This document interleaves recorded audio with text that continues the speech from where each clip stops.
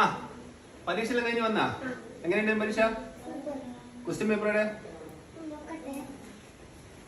ഞാൻ വിചാരിച്ചു നീ ക്വസ്റ്റ്യൻ പേപ്പർ കളഞ്ഞിട്ടാ വരുവാന്ന്.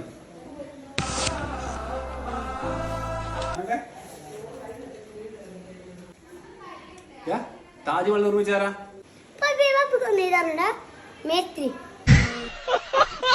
എടാ പൊട്ട അതിന് കൂട്ടുന്നതാരാ? പണിക്കാരല്ലേ കൂടെ